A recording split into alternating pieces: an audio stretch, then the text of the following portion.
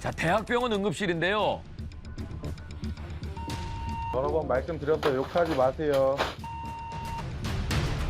병원 측 관계자가 욕설 하지 마라. 이렇게 했더니 들고 있던 서류를 내동댕이 칩니다. 내가 넌 때문에 이런 꼴을 당한다. 너 여기서 죽어. 너 여기서 죽으라고? 자, 병원에서 난동을 부리는 이 남자의 정체는 누굴까요? 한 달 전에 호흡곤란 증세로 80세의 할머님이 실려옵니다. 그리고 이 사람은 아들입니다. 아들은 병원에서 며칠 동안이나 난동을 피웠어요. 그래서 결국 해당 병원에서는 경찰에 신고를 했고요. 죽으래요. 그런데 죽어지지도 않잖아요. 아들이 죽어래? 아유, 아, 확대한데? 자기 어머니를? 아유. 어머니를 향해서 폭언을 서슴지 않았던 아들이 잠시 후에 도착을 합니다. 자, 그리고 이제 경찰과 얘기를 나누고 있죠. 내가 넌 때문에 이런 꼴을 당한다. 너 여기서 죽어. 오세요. 너라고 하네. 왜 저래? 예. 결국 이제 아들이 쫓겨나죠. 와, 몇 명이 온 거야? 뭐 그야말로 뭐 폐륜 범죄라고 할 수 있는데요. 어머니가 원래는 이제 요양병원에 입원하고 계셨었는데 호흡 곤란 증세를 보이신 거죠. 그래서 이제 응급실로 이송이 됐는데 증세가 많이 호전이 되셔가지고 가족들에게 퇴원을 해도 좋다라고 권유를 했는데 아들이 막무가내로 어머니를 응급실에 놔두고 떠났습니다. 그래서 한 20일이 넘는 시간 동안에 병원에 한 9번 정도 옵니다. 그래서 응급실에 어머니만 계신 거죠.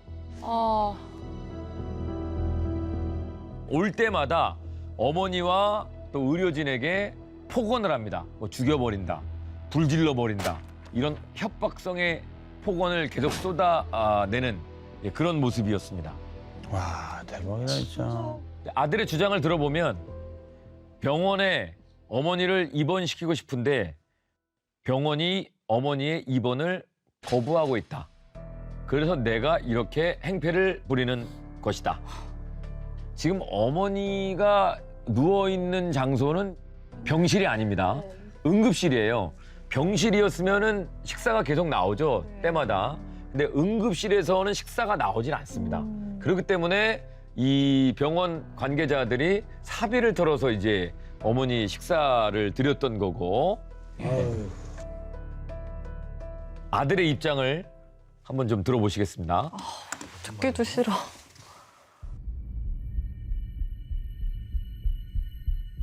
수액을 주로 주고 그냥 영양분 아마 줄걸요? 잘은 모르겠지만 계속 아예 안 먹으면 문제가 된다고 나한테 전과하려고 어떤 잘못을? 아, 그동안 어머니가 얼마나 힘들었을까, 이 사람 때문에. 아. 왜 저래, 진짜. 일부러 그랬어요. 일부러. 왜냐면 그래 아마 사람들이 쳐다보고 관심을 갖게 되고 방해는 되겠지만 앞으로 본인들이 환자의 권리와 의무를 최대한 활용할 줄 알게 되고 소리야. 똑똑하게 만드는 중이에요. 뭔 소리를 저렇게. 아유. 지금 이 폭언과 폭행을 일삼은 아들, 놀라운 반전 사실이 있습니다. 아들이 명함을 갖고 있는데요. 그 명함에는 요양보호사 등의 다양한 이력과 함께 사회복지사 자격도 준비하고 있는 중이라고 적혀 있습니다. 무슨 일이야, 이게. 근데 저 정도 성질이면은 본인이 일할 때도 그럴 것 같은데. 일단 자격증을 못 따게 해야죠. 네. 우선은 진위 여부부터 좀 확인을 해야 될 것 같은데 만약에 명함에 적힌 내용이 사실이라고 한다면 저 사람이 저런 행동을 하는 데에는 아마도 그런 요양보호사로서의 의료법에 관한 기본적인 지식이 작용하고 있지 않은가 의심을 할 수 있는 상황인 것 같아요. 지금 저 상황을 보면 우선 어머니가 요양보건에 계시다가 응급실에 오셨잖아요. 그런데 보호자의 동의가 없으면 퇴원할 수가 없습니다. 그러니까 자기가 보호자니까 계속 저렇게 난동 부리고 퇴원 못하게 함으로써 병원 측의 어머니를 완전히 떠넘기려고 하는. 그러니까 오히려 그 의료법을 아니까 그런 걸 이용했다. 야, 그 다음에 이제 문제가 계시다가 이제 나중에 돌아가시거나 그러면 밀린 병원비가 있을 거 아닙니까? 그걸 안 내고 버티는 거죠. 그럼 병원 측에서 예를 들어 민사 소송을 할 수도 있겠지만 하다가 또 병원 이미지 안 좋아지고 이러면 손비 처리하는 경우도 좀 있거든요. 손비 처리가 뭐예요? 그러니까 손해로 떠안는 거죠, 병원이. 근데 저 어머니는 저분밖에 가족이 없는 건가요? 저 사람밖에? 그 부분도 여러분이 더 분노하실 만한 그 부분인데요. 아버지도 살아계세요. 근데 왜? 근데 그 아버지도 반년 전에, 저 사건 발생하기 반년 전에 대형 병원에 입원을 시켜드렸습니다. 그리고 병원비 계속 납부하지 않고 있고요. 밀려 있고 병원 측에서 이제 퇴원하셔야 된다. 퇴원도 거부하고 있는 이런 상태라고 합니다. 지금도요? 아버님도? 상습범이네. 근데 얘기를 들어보니까 아버님한테도 그러고 어머님한테도 그러고 왜 이렇게 큰 병원을 고집하는 거예요? 그건 이제 일단 이 아들이 서류상으로는 기초수급자였거든요. 그래서 일반적인 경우에는 요양원보다 대형 병원에 있을 때 보험 관련 이득이 훨씬 더 혜택이 많이 있으니까 그런 점들을 자기가 이용하지 않았는가 하는 생각이 듭니다. 저 대학병원 결국 폐륜남 응급의료에 관한 법률 위반으로 고소했습니다. 고발을 했고요. 형사 입건돼서 벌금 700만 원 벌금형 선고받았습니다. 700만 원이 너무 적은 거 아니에요? 근데 사실 이런 가족 간의 범죄들이 일어났을 때 가장 안타까운 건 부모님들이 자식의 처벌을 원치 않는다는 거예요. 그래서 존속폭행 자체가 반의사 불벌죄이기 때문에 의사에 반해서 처벌할 수 없다라는 그 원칙을 갖고 있죠. 근데 이 어머니 입장에서는 지금 아들이 입건되고 나면 막상 또 돌봐줄 사람도 없고 의지할 사람도 없는 이런 막막한 상황에서 굳이 처벌해달라고 하기는 쉽지는 않았을 거라고 생각이 됩니다. 와, 근데 진짜 이런 사건들 보면 아동학대를 보는 것도 너무 가슴이 아프지만 이렇게 자식이 노인학대하는 것도 정말 이게 무슨 현대판 고려정도 아니고 자기 부모를 저렇게 죽으라고. 이 응급실 안에서 의료진들을 향한 폭행과 폭언이 늘고 있습니다. 그중에 폭력을 행사한 가해자의 65%가 주치 상태였습니다. 난동은 난동대로 부리고 이제 술이 깨면 나는 기억이 안 난다. 뭐 이런 식으로 이제 변명을 하는 거죠. 이번에 보여드릴 영상도 술에 만취해서 응급실에서 난동을 부린 사건입니다. 왜 병원에서 저래? 자, 작년 여름 응급실 상황인데요. 응급실 바닥에 한 남자가 누워 있습니다. 술이 문제. 술에 많이 취해 있어요. 그래서 이제 의료진 3명의 부축을 받아서 이동을 하는데, 자, 지금 병원 바깥으로 나왔고 이제 경찰이 왔습니다. 그런데 갑자기 또 바닥에 드러눕고 아주 천천히 들어눕네요. 자기 안 네. 다치게.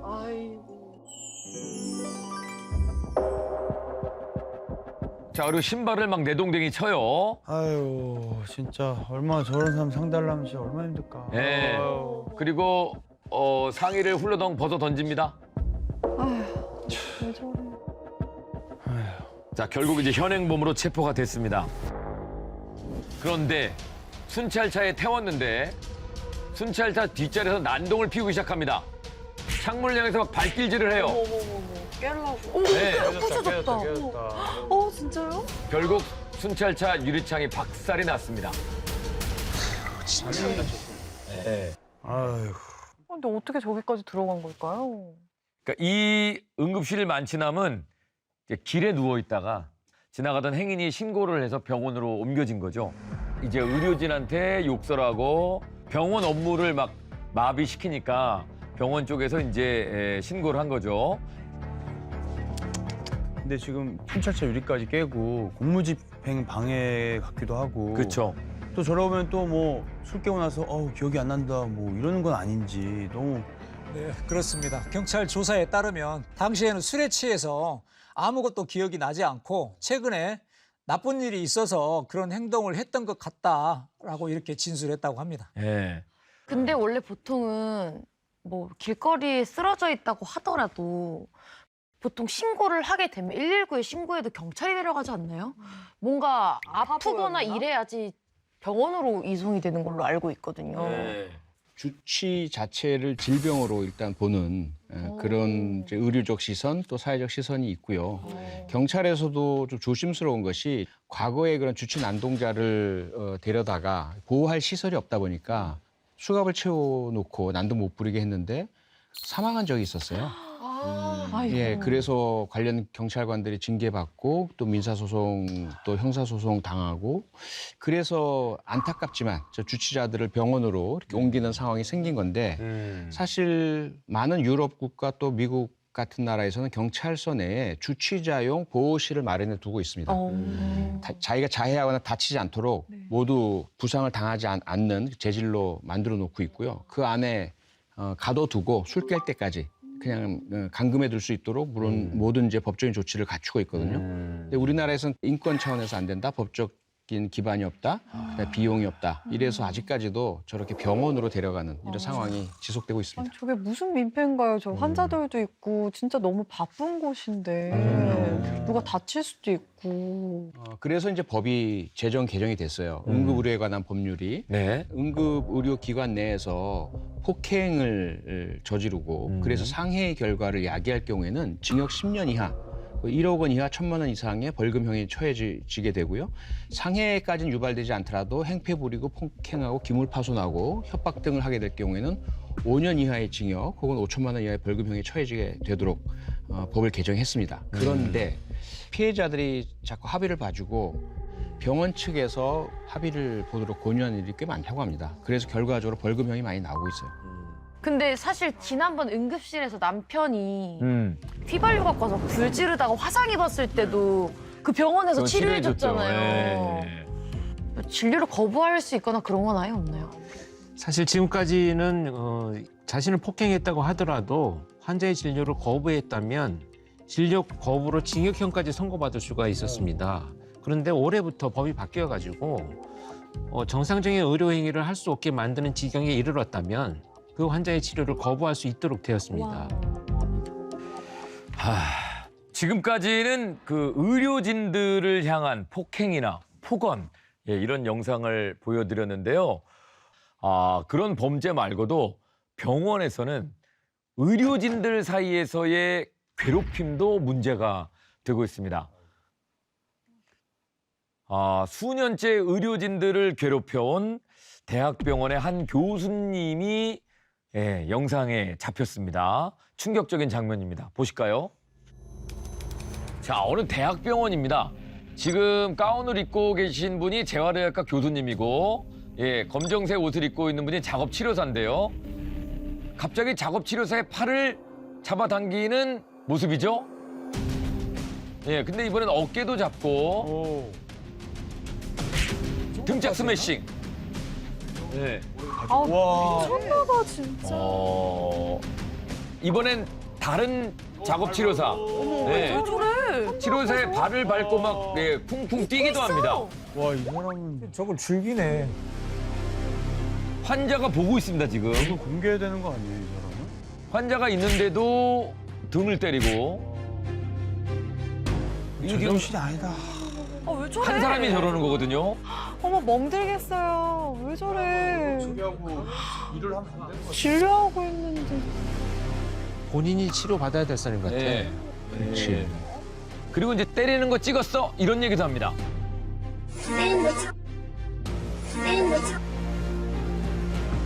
촬영이 됐는지 안 됐는지도 체크까지 해요. 오랜 시간 동안 작업치료사를 향한 지속된 폭행이 있었습니다. 저 사람 뭔가 되게 이중인격일 것 같다. 도대체 이 사람은 왜 이러는 걸까요?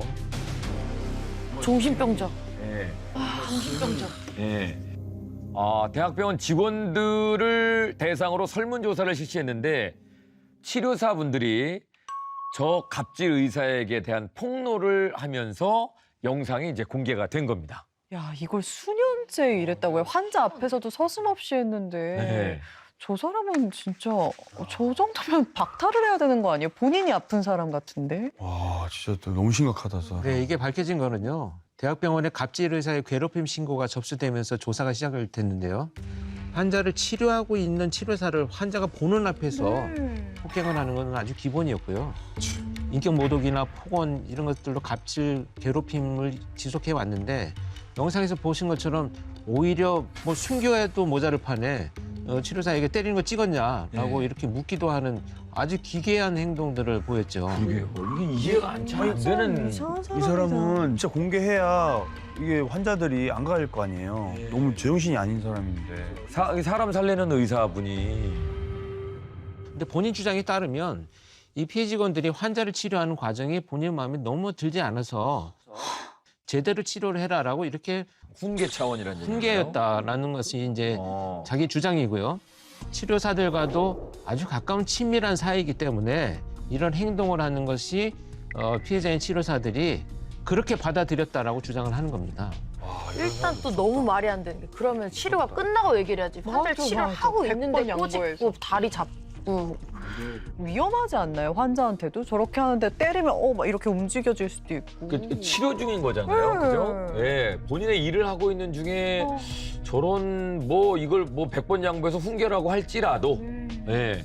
이거 버틸 수 있을까요? 이제 치료사분들이. 조사에 따르면요. 갑질 의사의 폭행으로 약 2년 동안 그 병원 전공의 4명이 그만뒀고 그리고 물리치료사와 작업치료사 등도 자주 그만뒀다고 합니다. 저 어떻게 견뎌요? 뭐하러 견뎌요? 저 폭력을. 사실 저 의사는요. 해당 지역 대학교 교수와 대학병원 의사를 겸임하고 있었습니다. 근데 사건을 접수한 이후에 교수직은 파면이 됐고요. 그래야지. 그런데 병원에서는 정직 3개월 처분을 받았습니다. 너무 짧은데요? 다시 말하면 3개월 이후에 그냥 다시 복귀한다는 얘기죠.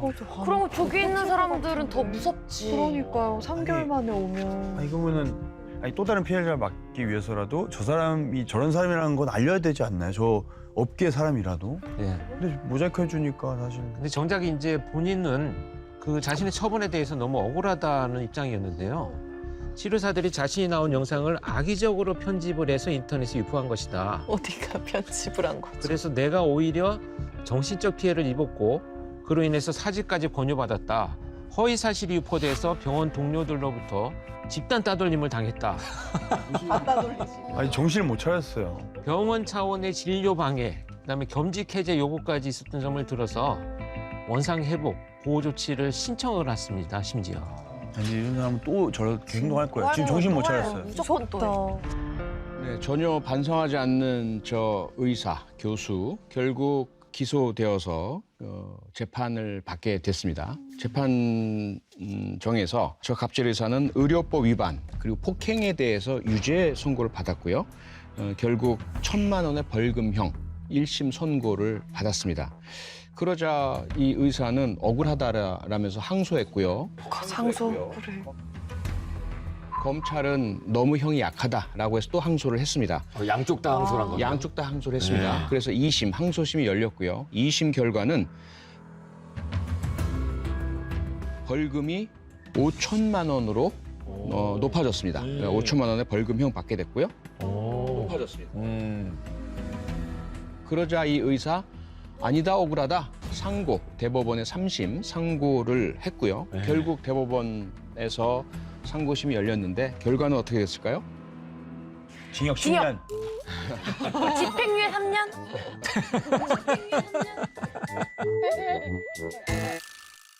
결국 대법원은 이 의사의 상고는 이유 없다라고 기각을 했습니다.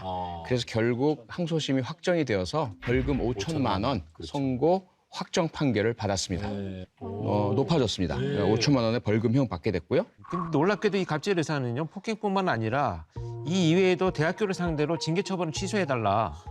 지독하다. 라고 소송을 걸었습니다. 근데 이 소송 역시 갑질 의사의 불복으로 대법원까지 갔습니다. 근데 대법원까지 가는 과정에서 갑질 의사의 모든 청구는 다 기각이 됐습니다. 파면은 확정이 됐지만 이제 병원으로 다시 복귀하는 것에 대해서는 그냥 뭐 제재 방법이 없는 거죠. 그리고 그나마 그래도 저 병원에 다시 들어가지 못하게 하는 것이라도 됐으면은 저기는 사람들이 조금이라도 편할 텐데. 다른 병원 또 네. 무슨 죄인가 싶고 그냥 못하게 해야 될 것 같은데. 공개됐으면 좋겠어. 저런 거 어떻게 저 사람들 공개해가지고 얼굴 진짜. 병원에서 갑질, 폭행, 폭언 엄청난 범죄가 하루에도 여러 건이 발생하고 있습니다. 여러분 병원은 사람의 생명을 다루는 곳입니다. 모두의 안전을 위해서라도 병원 내에서의 범죄는 정말 사라져야겠습니다. 한방병원. 저기 적외선 네. 램프네. 자, 한방병원의 모습입니다. 아, 근데 잘 보세요. 환자복을 입은 여성이 들어왔죠. 그리고 저쪽에서 간호사 한 분이 나왔고 옆에 웬 남자가 또 한 명 들어옵니다. 자, 그런데 이 남자는 환자복을 입은 사람의 남편이에요. 근데 이제 병실 쪽으로 가는데 환자분은 이 간호사분이랑 굉장히 친분이 있는 것 같고 그런데 왜 아내가 병실로 안 들어오고 남편이 들어갔을까요? 그리고 문을 친절히 닫아주고 유유히 아내는 떠납니다. 뭐지? 네, 간호사분이 배꼽 인사를 해요.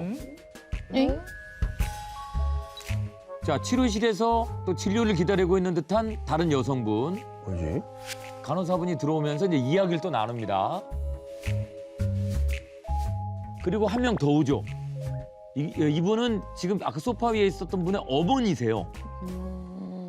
예, 그러더니 또 그쪽으로 가요. 예, 어머니가 일로 가면 돼 하면서 들어갑니다. 자, 이 병원에서는 대체 어떤 일들이 벌어지고 있는 걸까요? 이게 지금 전부 다 환자의 보호자분들이 네. 그래서 다른 어떤 호실로 들어가는 거잖아요. 예, 저거 교통사고 위장 그런 거 아니에요? 그런 건가? 고무줄 나이롱 환자 나이롱 환자. 예. 이런 거 아니에요? 예. 제가 봤을 때 간호사분이 좀 안 좋은 행위를 하신 것 같아요. 아, 그래요? 자, 상황을 설명해 드리겠습니다. 다 짜고 하는 겁니다. 이렇게 무슨 어떻게? 이 사건은 대형 한방병원과 환자 가족들이 함께 보험 사기를 친 건데요. 서류상 진료는 실손보험에 가입한 가족 일원이 진료를 받고 피부 미용, 시술 등은 다른 가족이 받는 방식으로 진행이 됐습니다. 병원 차원에서 허위로 진료 기록을 발급해서 병원과 환자들이 함께 보험금을 챙긴 사건입니다. 아이고. 기가 막히다 정말. 자, 의료진과 환자가 나눈 대화 한번 보실까요? 또 500 쓰면 50 돌려주고. 어머 진짜? 50 와요. 야, 이게 뭐야? 예. 병원에서 500을 쓰면 50을 돌려준대요. 오늘 기업형이고 조직적. 별의별들이 다 있네. 그래서 여기에 가담한 사람만 100명이 넘어요. 그래서 편취한 보험금만 10억 원이 넘습니다. 와. 야, 세상에. 이거 뭐. 네. 저 어떻게 짜고 하지? 규모가 너무 큰데요. 근데 10억이면은 10억이면은 너무 큰데요. 그러니까요. 스케일이 엄청나죠. 근데 이 병원은요, 병원장이 한의사 출신이에요.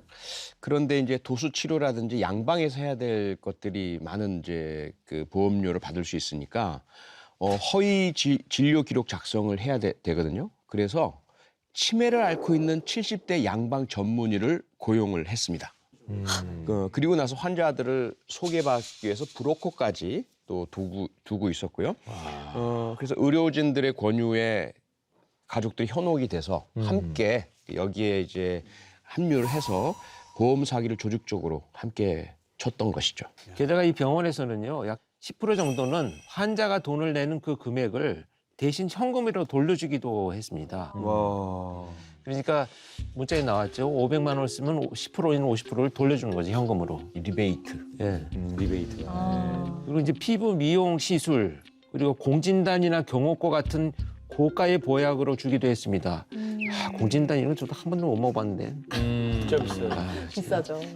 그리고 일반 환자랑 구분하기 위해서요, 차트상에 색깔을 다르게 한다든지 그런 방법으로 보험 사기 환자하고 일반 환자를 구분을 해가지고 관리를 해왔다고 합니다. 네. 아름아름 가족 끌어들이고 뭐 아름아름 지인 친구 네. 이렇게 해서 끌어들인 거군요. 너무 많이 알려지면 또 안 네네. 되니까. 근데 결국 알려지네요. 네. 어떻게 하다가 걸린 거예요?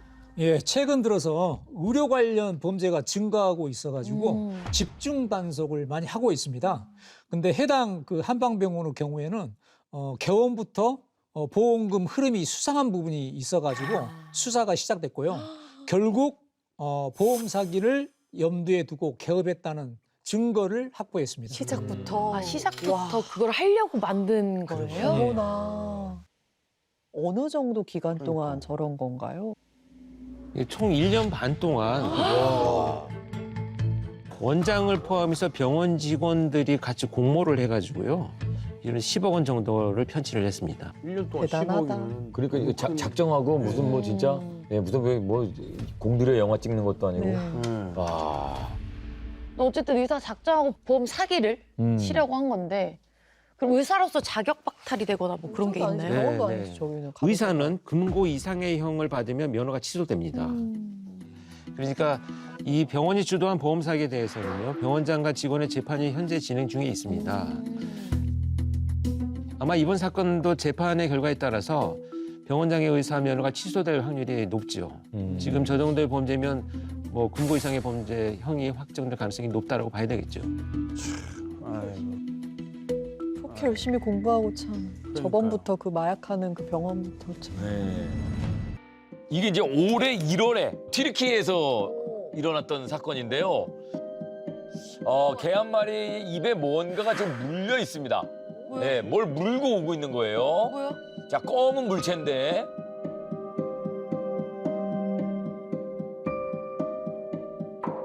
자, 물고 온 것을 이 건물 앞에, 가게 앞에 내려놓습니다. 자, 그리고 나서 안에 있던 사람이 나왔어요. 그러면서 이렇게 살펴보더니 이걸 들어가지고 이 검은 물체를 들고 조심스럽게 안으로 들어갑니다.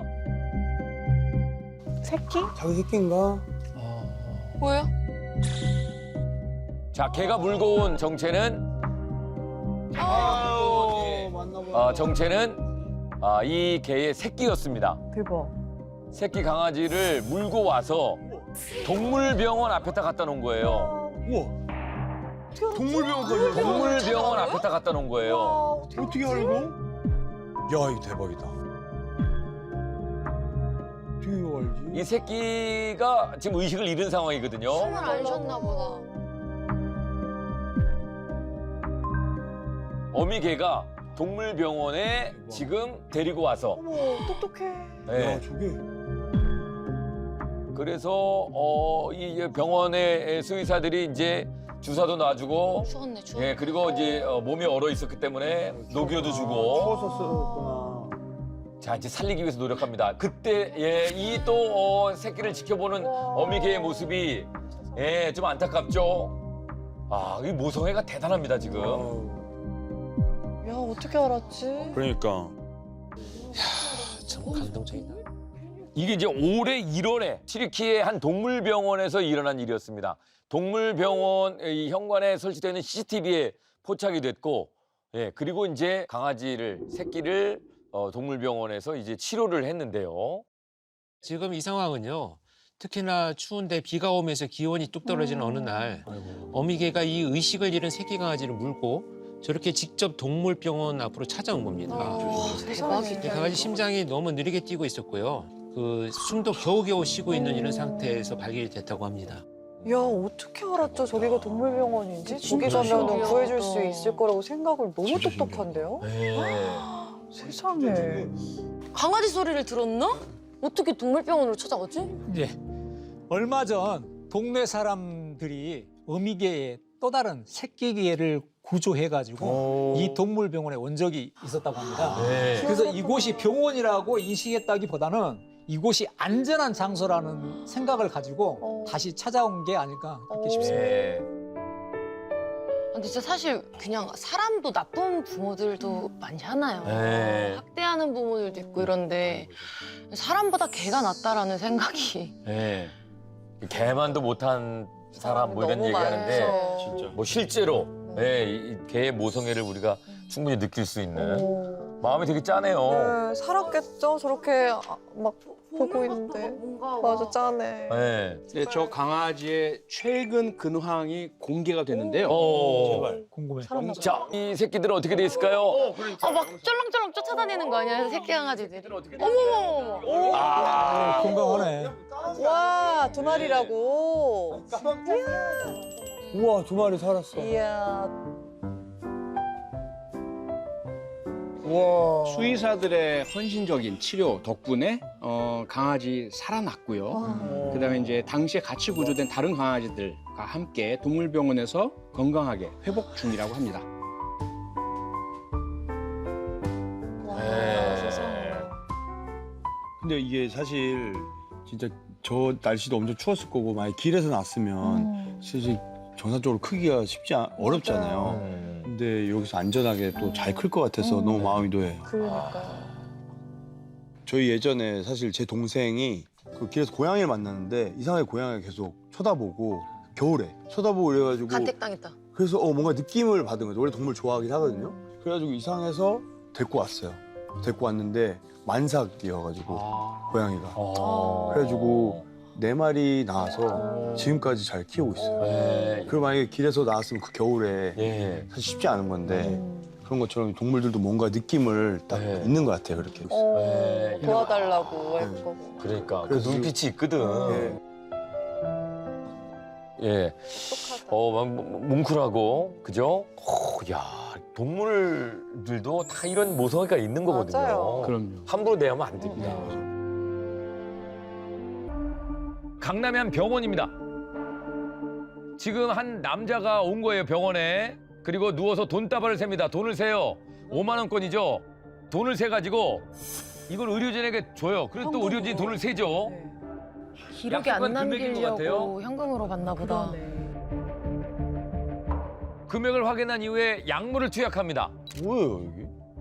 병원 맞아요, 여기?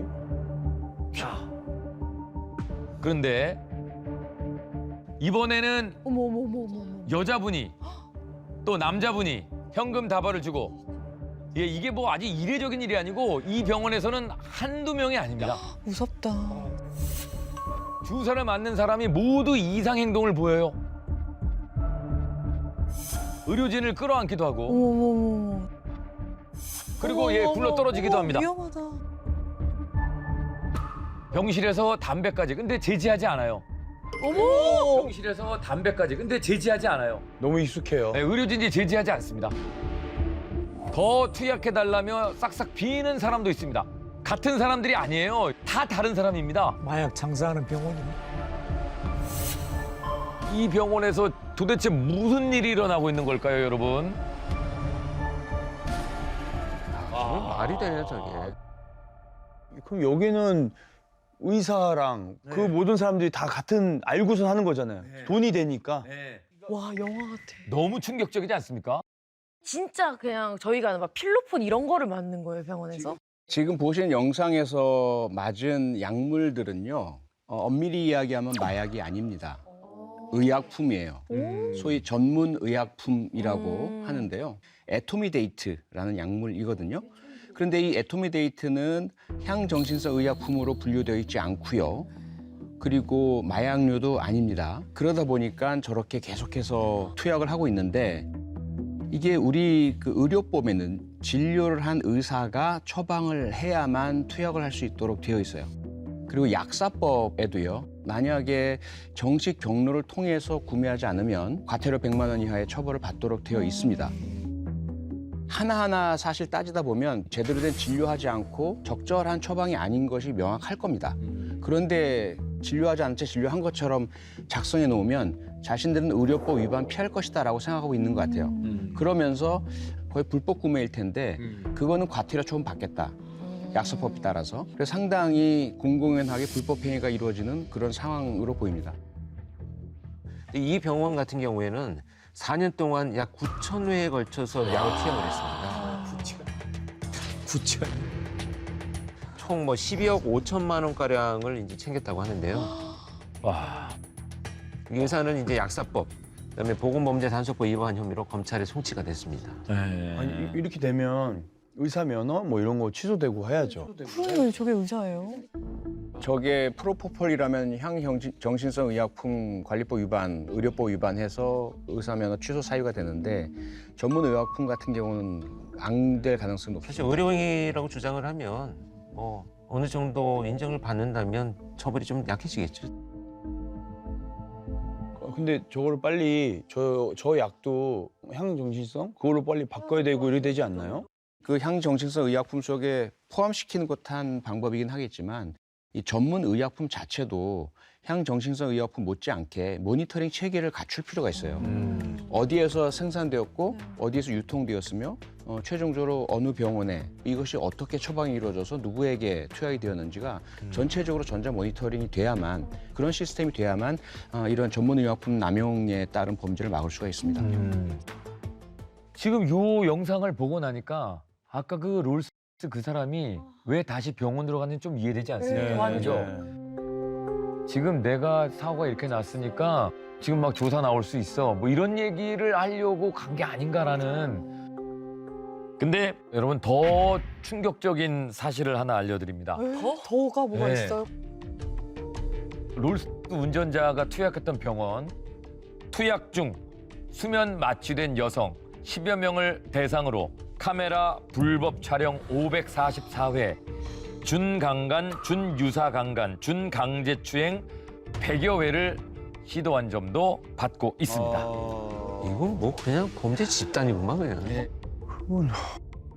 롤스 운전자가 다닌 병원 의사는 준유사강간, 그다음에 마약류 관리에 관한 법률 위반 등으로 징역 17년 및 벌금 500만 원, 5년의 보호관찰 명령을 선고받았습니다. 오, 17년. 오. 오, 간만에 좀 속 시원한. 근데 다른 게 많이 있어서 이렇게 된 거죠. 그 롤뿐만 아니라. 그렇습니다.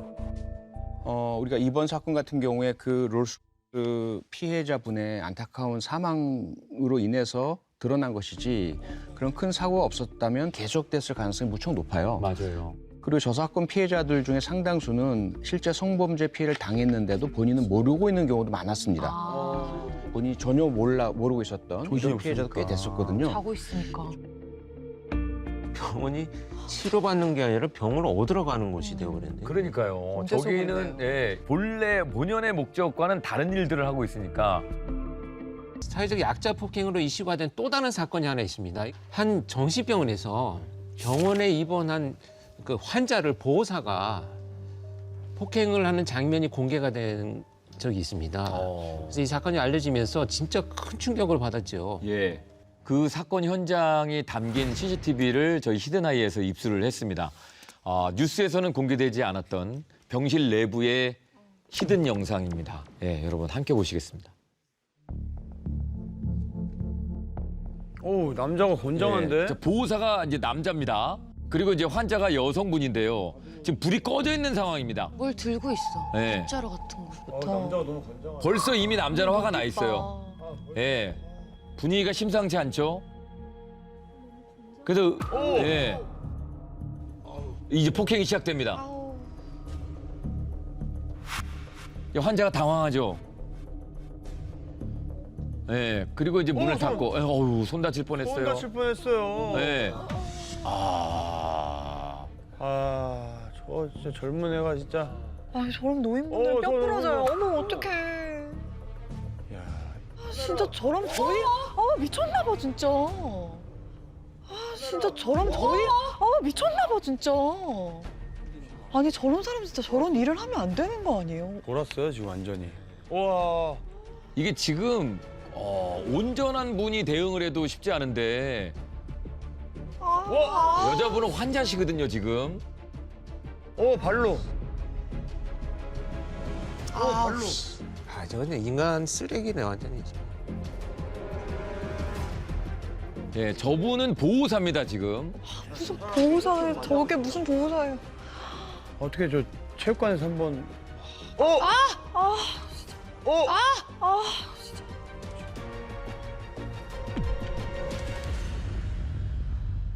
진짜 저러면 일을 하면 안 되는 거 아니에요, 저 사람은 진짜? 야, 저 사람. 아무도 누가 없어요? 와. 아니 저기에 저런 영상이 CCTV가 있다는 것을 근무사에서 알 텐데 그냥 CCTV 있는 거 아니, 너무 개의치 않는다는 얘기구나. 왜 저래? 돌았어요 눈이 완전. 아니 도대체 몇 분을 저러는 거예요 지금? 아, 그러려고 하고.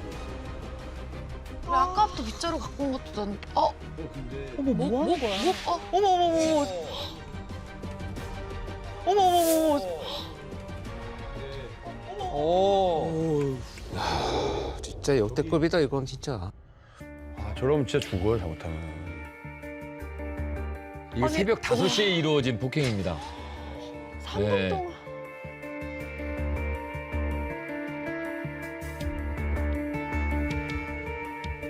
저기 들어가면 안 된다고 생각하는 것 같아요. 필사적으로 지금 안 들어가시려고 하는. 두렵지. 그 안에 들어가기가 두렵죠. 예. 와, 이제 너무 안 되니까 들어가네.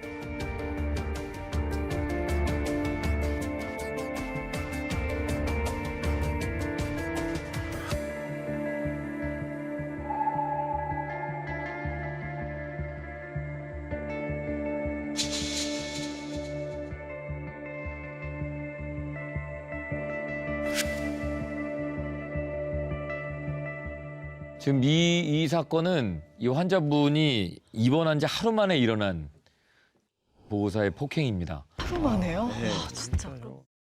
사실 너무 화가 나고 일단 뭔가 요양원에 내 손으로 직접 부모님을 이렇게 입원시킨다는 것 자체도 되게 자책을 많이 하잖아요, 자식들이. 예. 믿고 맡겨. 근데 뭐 스트레스가 많으실 수도 있겠죠. 아니면 저분이랑 계속 어떤 트러블이 있었다 그래도 그나마 0.01%라도 조금이라도 이해할 만한데 처음 온 날이잖아요. 하루 만에, 이번 하루 만에.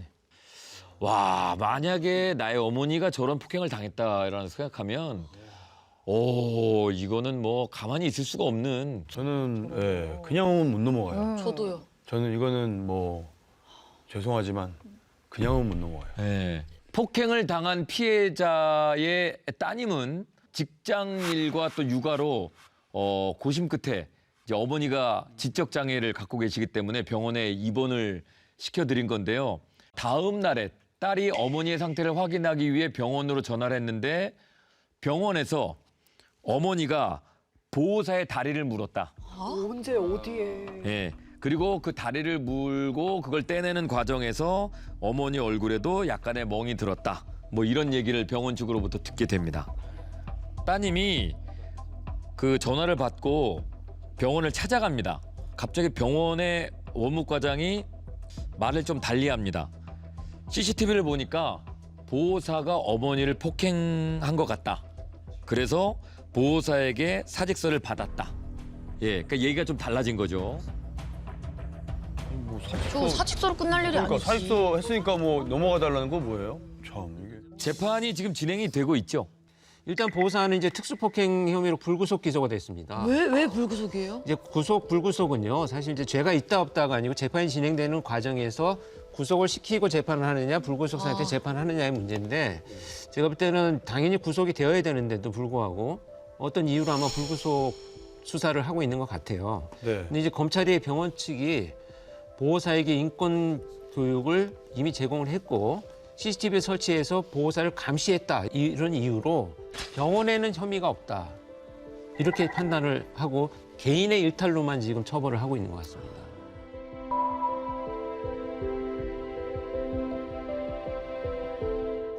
그 보호사의 진술을 들어보면 병원 일이 힘들어서 때렸다라고 진술을 했습니다. 그럼 왜 화풀이를 거기 장난하나. 해요? 예. 좀 짚어보고 싶은 게 뭐냐면 이 직업의 특성상 여러 차례 그런 장애가 있거나 환자분들을 접하다 보면 잘 대해드리면 나를 어렵게 하더라. 그러니까 초장애, 처음에 기선을 제압하면 일이 쉬워지더라. 아유. 그것이 개인적 일탈이 아니라 이것을 자신의 업무상의 수단으로 사용하고 있다라면 이건 입증을 하고 규명을 해내서 반드시 뿌리를 뽑고 책임자 모두가 처벌을 받아야 합니다. 이런 사람들을 제가 이제 기존의 다른 범죄 사건에서 유사한 사건에서 만나보면 연다음 씨가 그런 얘기를 합니다. 이제 사회적으로 갖고 있는 무력감이라는 게 있어요, 사람이. 근데 예를 들면 나는 아무리 노력해도 안 되고 이 상황을 벗어날 수 없어라고 하는 무력감을 느끼면 내가 이걸 무력감을 극복하려면 자기가 뭔가 사회적인 노력을 해야 되는데 그냥 화풀이를 하면서 자존감이 높아진다고 생각을 하는 이상 심리로 발전을 하는 경우가 많습니다. 폭행을 당하고 다시 그 병실 안으로 들어와서 문이 딱 닫히면서 껌껌해졌을 때 마음이 너무 아팠습니다. 아.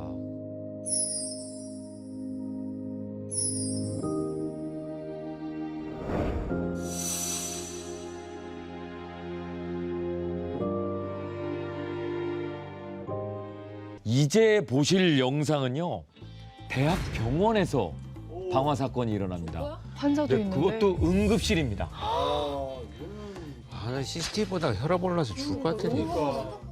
앙심을 품은 한 남성이 저지른 방화 사건입니다. 한번 보실까요?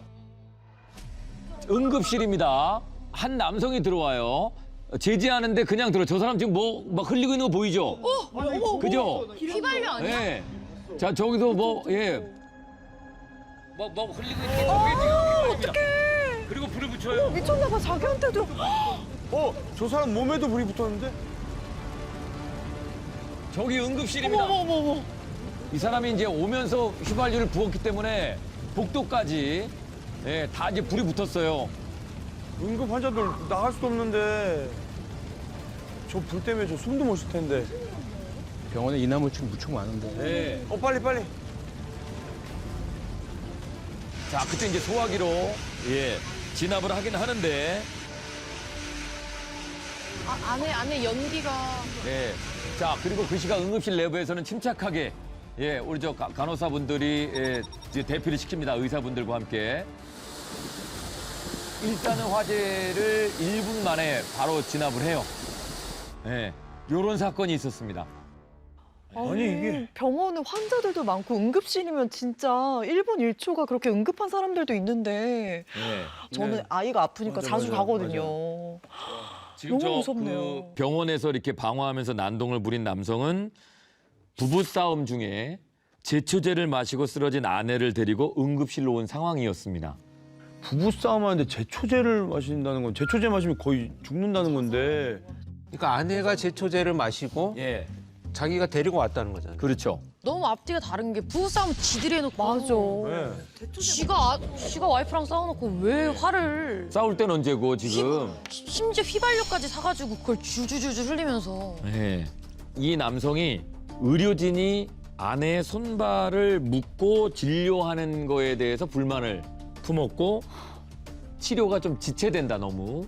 예, 거기에 대한 불만으로 술에 취해서 불을 내고 소란을 피운 겁니다. 근데 이제 제초제를 마셨기 때문에 이거 뭐 세척하고 이런 게 있다 보면은 아무래도 잡아야 될 수 몸을 있죠. 좀 고정을 해야 되니까 네. 의료진이 그걸 생각해서 한 걸 텐데 그렇죠. 괜히 혼자서 다르게 생각해가지고. 아니 근데 저 정도면은 저 같으면 저는 먼저 도망갔을 것 같은데 의료진분들이 환자도 이렇게 대피를 시키시고 불까지 끄시고 와 진짜 너무 대단했던 것 같아요. 근데 이 의료진 분들이 더 대단한 게 뭐냐면 그 아까 저 그 불 지른 남자 있잖아요. 자기 몸에도 불 붙었잖아요. 자기 몸에도 불 붙었잖아요. 어깨부터 다리까지 2, 3도 정도의 화상을 입었습니다. 예, 이 병원에서 또 치료받았어요. 예, 이 병원에서 또 치료받았어요. 네. 저 의사분들은 일단 와, 사람을 살리고는 봐야 되니까. 살리고 봐야 되는 게 그 하지만 진짜 대단하네. 진짜 너무 화가 뻔뻔하고. 나겠다 진짜. 이게 완전히 계획범이야 이거. 맞아요. 저 불길이로 정신에. 그 병원 바닥하고 벽으로 순식간에 번졌고요. 네. 보셨다시피. 길을 따라서 이렇게. 네, 응급실 근무자 29분 그리고 치료를 받고 계시던 환자분들도 18분이 한꺼번에 이제 밖으로 대피를 하셨어야 하는 그런 응급 상황이 발생을 했습니다. 그래서 결국 11시간 동안 응급실 내 진료 행위가 전혀 이루어지지 못하는 중단 사태가 발생을 했습니다. 그래서 이 사건 재판부가요, 사람이 있는 곳, 그 실내에서 저지른 방화이기 때문에 이게 적용 법조가 현주 건조물 방화죄를 적용을 했습니다. 처벌이 더 무겁거든요. 공공의 안전 그리고 평온에 대한 위험성이 크고 사람들의 생명과 신체 등의 심각한 위험을 초래할 수 있는 무거운 범죄다 해서 징역 4년형을 선고했습니다.